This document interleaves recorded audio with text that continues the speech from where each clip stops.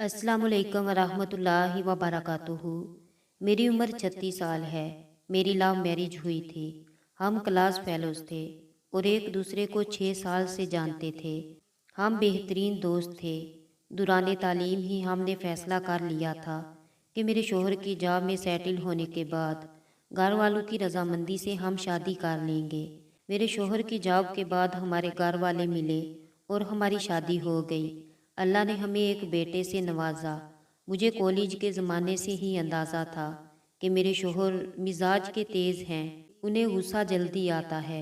लेकिन साथ रहने पर अंदाज़ा हुआ कि जब भी उन्हें गुस्सा आता है हमारा हमेशा झगड़ा होता है। मुझे हमेशा ये फील होता था कि वो मुझे कंट्रोल करने की कोशिश करते हैं। जब भी झगड़ा ज़्यादा होता मैं अपने बच्चे को लेकर मेके चली जाती। मेरे मेके वाले मुझे सहारा देते, तसल्लियाँ देते कि उसने तुम्हें क्या लावारिस समझ रखा है। मेरी बहनें फ़ोन पे मेरे शोहर को बेनुक्त सुनाती। बहरहाल सुलह सफाई हो जाती और मैं घर आ जाती। लेकिन ये बात हम दोनों जानते थे कि हम दोनों एक दूसरे से प्यार करते हैं और मैं अपने शोहर को कभी भी नहीं छोड़ना चाहती। लेकिन हर झगड़े के दौरान उन्हें ये ज़रूर कहती कि अगर मुझे छोड़ना है तो छोड़ दें। मुझे इल्म है कि ये सब मैं सिर्फ अपनी अना को बुलंद रखने के लिए कहती थी। एक बार हमारा झगड़ा इतना बड़ा कि उन्होंने पहली बार मुझ पे हाथ उठाया और घर से बाहर निकाल दिया। मैं सीधा अपने मेके गई। मेरे घर वाले मुझे लेकर सीधा पुलिस स्टेशन गए। मेरे शोहर अरेस्ट हो गए। ससुराल वालों ने मुझे केस वापस लेने के लिए कहा।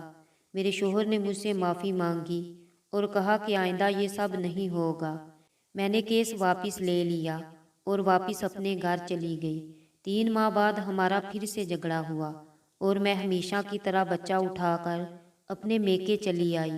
2 दिन बाद मुझे खबर मिली कि मेरे शोहर अस्पताल में हैं। मेरे घर वालों ने मशवरा दिया कि मुझे उन्हें देखने जाने की कोई ज़रूरत नहीं, बल्कि मेरी बहनों का कहना था कि ये सब ड्रामे हैं, तुम्हें इमोशनली ब्लैकमेल करने के लिए। वो 1 हफ्ता अस्पताल में रहे। ना मैं मिलने गई और ना ही कॉल की। कुछ दिनों बाद मुझे तलाक का समन मिला। मुझे तलाक नहीं चाहिए थी। मुझे अपने शोहर से मोहब्बत थी। मैं अपना घर खराब नहीं करना चाहती थी, लेकिन मेरी अना आड़े आ रही थी। मुझे लगा कि तलाक का मना करके मैं नीची हो जाऊंगी। मैंने उन्हें कॉल की कि जब चाहे तलाक ले लें। मैं भी उस जहन्नुम में नहीं रहना चाहती। कोर्ट में हमारा केस आसानी से निमट गया। मेरे शोहर ने मेरी सारी डिमांड्स, बच्चे की कस्टडी और खर्चा देना कबूल कर लिया। उनका कहना था कि वो मेरी सब बातें मानने के लिए तैयार हैं, उन्हें सिर्फ तलाक चाहिए। इस तरह जुलाई 2009 में मेरी तलाक हो गई। मेरे शोहर ने कुछ अरसे बाद दूसरी शादी कर ली। उनके बच्चे भी हो गए, लेकिन मेरे बच्चे से मिलने अक्सर आते हैं। उसकी हर ज़रूरत का ख्याल रखते हैं। बच्चे का खर्चा मुझे पाबंदी से मिलता है, बल्कि मेरा गुजारा भी उन्हीं पैसों से होता है। मैं अपने बच्चे के साथ मेके में रहती हूँ। मेरे तमाम बहन भाई अपनी अपनी ज़िंदगी में खुश हैं। मेरी वो बहनें जो खुद फ़ोन करके मेरे शोहर को बातें सुनाया करती थी, वह मुझे मोर्दने इल्ज़ाम ठहराती हैं। मुझे अब एहसास होता है कि मैं अपनी शादी बचा सकती थी अगर मैंने हर बात में दूसरों को ना इन्वॉल्व किया होता।